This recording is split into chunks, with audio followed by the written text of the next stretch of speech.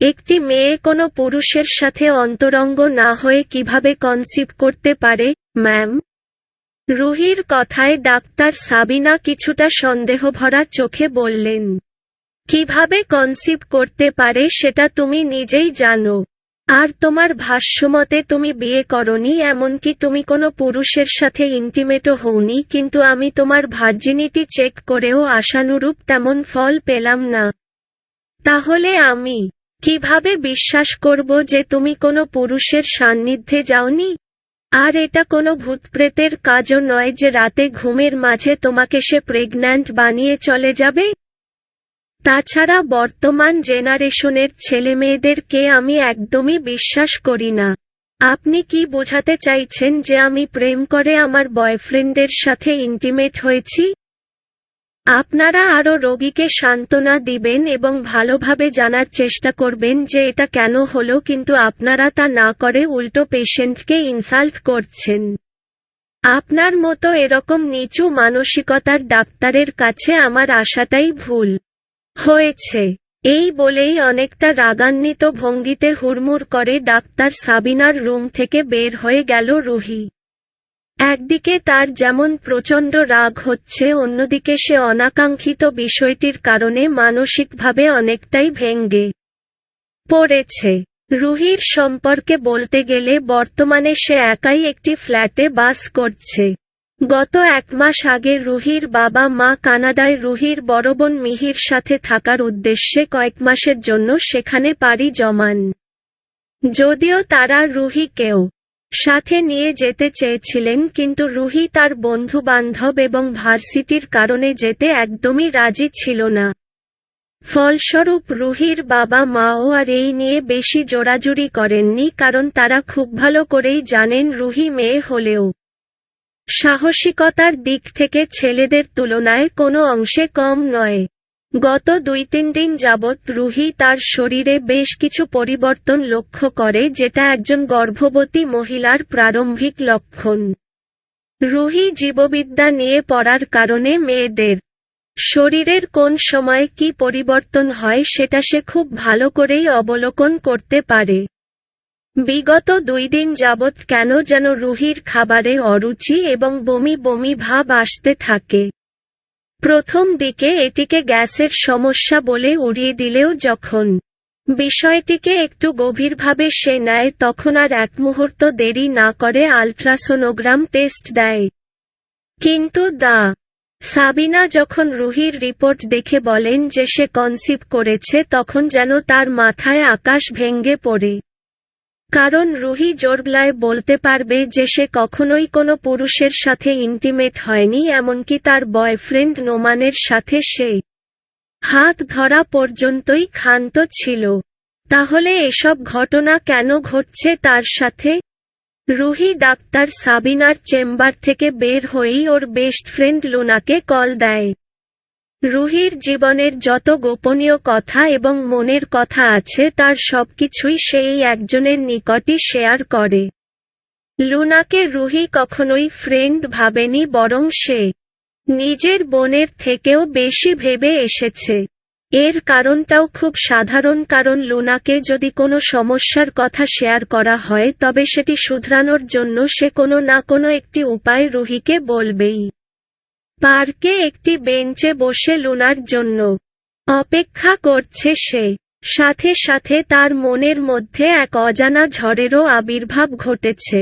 কারণ ওর বাবা মা যদি জানতে পারে যে সে বিয়ে ছাড়াই প্রেগন্যান্ট হয়েছে, তবে আর তাদের সামনে সে কোনোদিনই মুখ দেখাতে পারবে না।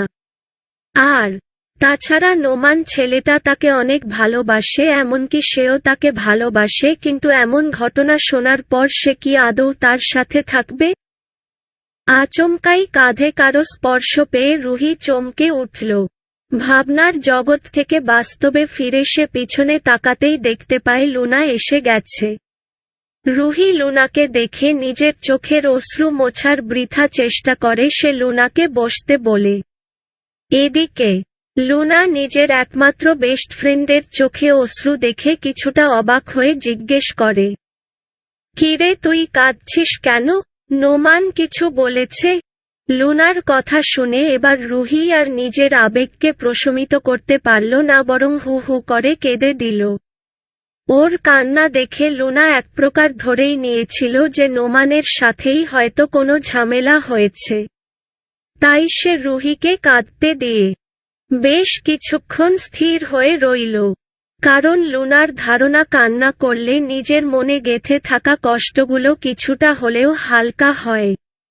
রুহি কিছুটা শান্ত হবার অন্তর লুনা ওর কাঁধে হাত দিয়ে জিজ্ঞেস করল, নোমানের সাথে কি হয়েছে বল? ও যদি তোকে কিছু বলে থাকে তাহলে ওর খবর আছে আজ। রুহি কিছুটা শান্ত এবং ভাঙ্গা গলায় উত্তর দিল, নোমানের সাথে কিছু হয়নি। লুনা কিছুটা অবাক হয়ে জিজ্ঞেস করল, তাহলে কি হয়েছে? আমি প্রেগন্যান্ট। লুনা হতভম্ব দৃষ্টিতে ওর দিকে তাকিয়ে বলে উঠল, মানে কি বলছি সেটা? অতঃপর এক এক করে এই কয়েকদিনের কথা লুনাকে সে খুলে বলল।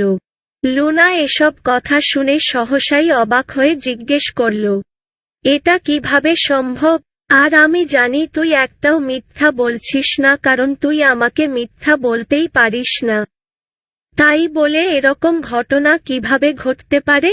জানি না দোস্ত। আমি এখন কি থেকে কি করব কিছুই বুঝতে পারছি না। বাবা মা যদি এসব ঘটনা শুনে তবে তারা কখনোই আমাকে বিশ্বাস করবে না, উল্টো আমাকেই দোষারোপ করবে। আচ্ছা, তুই কি শুধু এক জায়গাতেই টেস্ট করিয়েছিলি? অনেক সময় ভুল রিপোর্টও আসে না। গতকালও আমি অন্য জায়গাতে টেস্ট দিয়েছিলাম, সেখানে এমন রিপোর্ট আসাতে নিজের সন্দেহ দূর করতে আজ আবার টেস্ট দেই। কিন্তু দুই জায়গাতে তো আর ভুল হবে না, তাই না? তাও ঠিক বলেছিস। আচ্ছা, তুই মনে করে দেখতো তুই কারো সাথে। লুনার কথা সম্পূর্ণ শেষ হওয়ার আগেই রুহি কিছুটা আক্রোশ কণ্ঠে বলে উঠল, তুই আমাকে এখন খারাপ ভাবা শুরু করে দিয়েছিস? আচ্ছা, তোর কি কখনো বিশ্বাস হয় যে আমি এরকম কাজ করব? লুনা কিছুটা ইতস্তত ভঙ্গিতে বলল, আরে না না, আমি সেটা বোঝাতে চাইনি। আসলে এরকমটা তো অলৌকিকভাবেও হওয়া সম্ভব না, তাই না? হয়তো তোর অজান্তেই কেউ তোর সাথে খারাপ কিছু করতে পারে, সেটাই বললাম আর কি। লুনার কথায় এবার রুহি কিছুটা ভাবান্তরে পড়ে গেল। এভাবে কিছুক্ষণ থাকার পর আচমকাই রুহি বলে উঠল, তোকে একটা কথা বলতে চাই যেটা এই কদিনে আমি বলিনি। বল।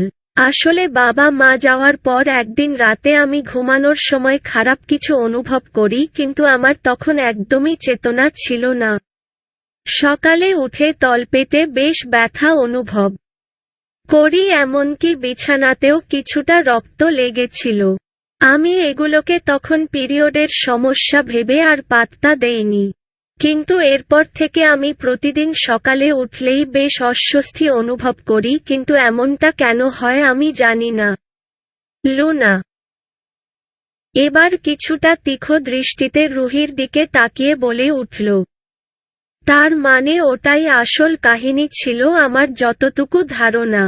কারণ এর বাহিরে আর কোনো কারণই নেই তোর এই পরিস্থিতি হওয়ার পেছনে। আচ্ছা, আজ থেকে আমি তোর সাথে ঘুমাবো।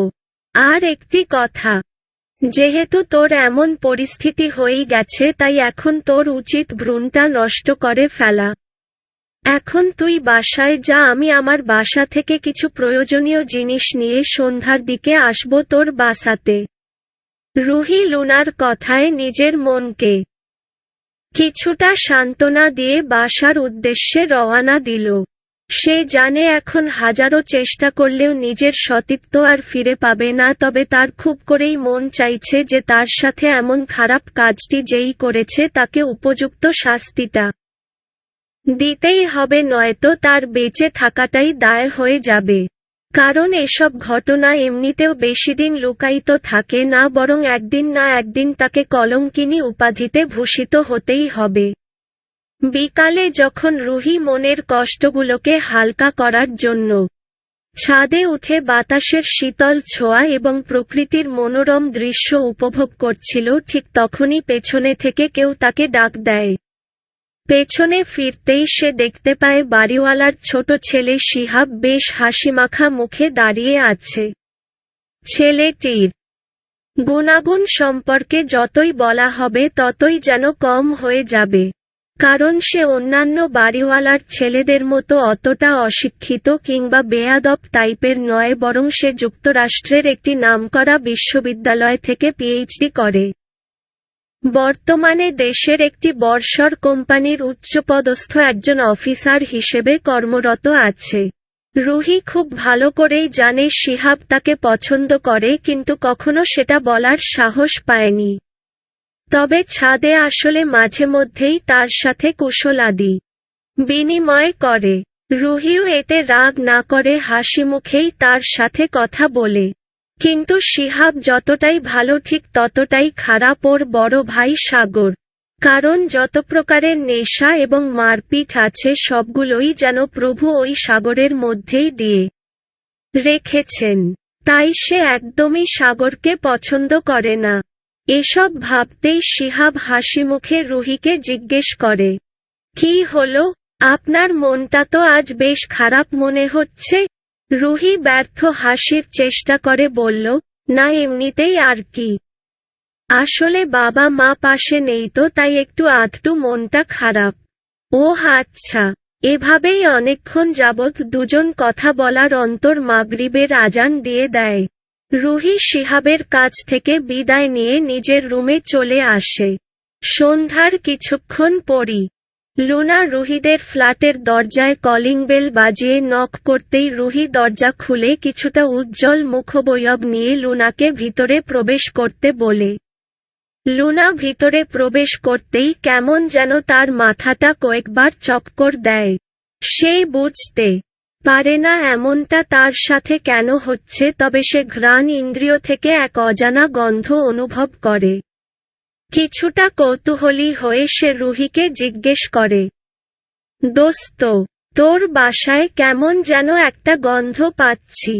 কিসের গন্ধ? বুঝতেছি না। হয়তো তুই এই গন্ধের মাঝে থাকতে থাকতে অভ্যস্ত হয়ে গেছিস তাই পাচ্ছিস না। যাই হোক, বেডরুমে চল। আর আজ আমার জন্য কি রান্না করেছিস? রুহি কিছুটা মুচকি হেসে বলে, সেটা কি আর বলতে হয়? তোর পছন্দের পাস্তা রান্না করেছি। ওহ নো, তাহলে তো আজ সেই লেভেলের পার্টি হবে। চল। এভাবেই দুই বান্ধবী বেশ গল্পগুজব করতে করতে রাত 2টার বেশি বেজে যায়। তাদের গল্পের খেলায় কখন যে 2টা বেজে গেছে সে বিষয়ে তাদের খেয়ালই নেই। লুনার বেশ ঘুম পাওয়াতে সে রুহিকে বলে উঠল, দোস্ত, অনেক রাত হয়েছে, এবার ঘুমাবো। কাল সকালে আবার কথা হবে। রুহি লুনার কথায় সায় দিয়ে ঘরের যাবতীয় টুকটাক কাজ সেরে সেও লুনার সাথে ঘুমের রাজ্যে পাড়ি জমায়। রাতে হঠাৎই লুনা খারাপ কিছু একটা অনুভব করে, কিন্তু সে হাতটি নাড়ানোর শক্তি তো দূরের কথা, চোখ নাড়ানোর মতো শক্তিও যেন পাচ্ছে না। মনে হচ্ছে তার সম্পূর্ণ শরীর কেউ যেন অবশ করে দিয়েছে। সকালে ঘুম থেকে উঠতেই লুনা আকস্মাৎ এক চিৎকার দিয়ে উঠে। লুনার চিৎকার শুনে রুহি ঘুম থেকে হুড়মুড়িয়ে উঠতেই বিছানার দৃশ্য দেখে সে হতভম্ব হয়ে যায়। একই বিছানায় তো রক্ত লেগে আছে। তার মানে রুহিকে বাঁচাতে গিয়ে আজ লুনা সেই একই ফাঁদে পড়ে বলির পাঠা হয়ে গেল।